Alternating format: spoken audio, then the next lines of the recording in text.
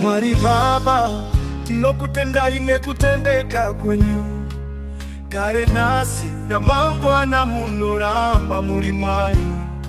Suro nasi na mangwana Mwari munongori Mwari. Kunyange nyike kasaku na matayo nubagaramba munoramba muri Mwari. Tinebasa kunyange ndiriroba munoramba muri Mwari. Nene mari kunyangwe natachoboka munoramba muri Mwari. Munoramba muri Mwari.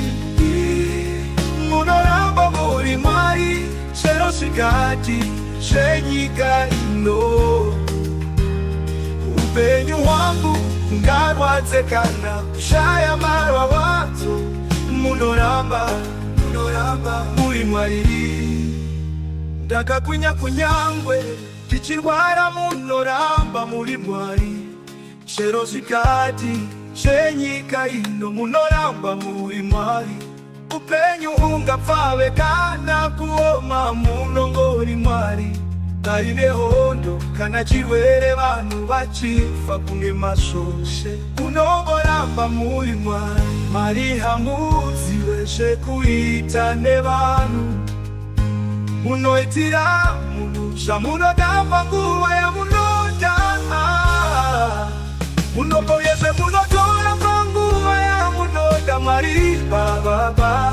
Munoraramiso yezve munoraya kana muchida zvenyu. Ndiko kuti Mwari. Munoramba muri Mwari. Chero shikati shenyika ino. Upenyu wangu ngarwadzekana kushaya marwa watu. Munoramba muri Mwari. Ndingaita ngomwa kana kuzara vana vakawanda Mwari. Kuzara mwana chirema kana tununu. Vanhu vanonyepa imi Mwari hamunyepe kubva kare kusvika nhasi. Munoramba muri Mwari. Munoramba muri Mwari. Chero shikati shenyika ino. Upenyu wangu ngarwadzekana kushaya marwa watu. Munoramba muri Mwari. Ndingaita ngomwa kana kuzara vana vakawanda. Munoramba kuzara mwana chirema kana tununu. Munoramba vanhu vanonyepa imi Mwari hamunyepe kubva kare kusvika nhasi.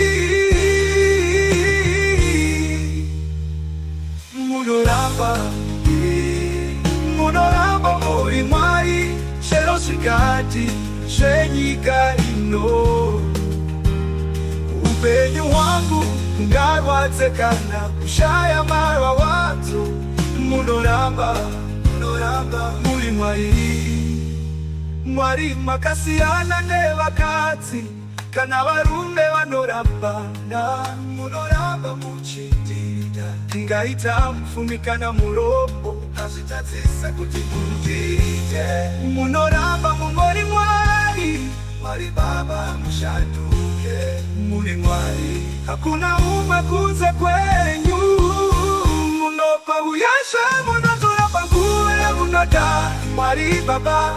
Munoraramisa uyeshe munoraya kana muchida zvenyu.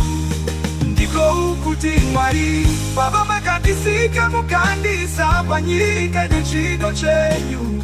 Uyeshe hapana mari yamunoda kuti ndirarambe panyika.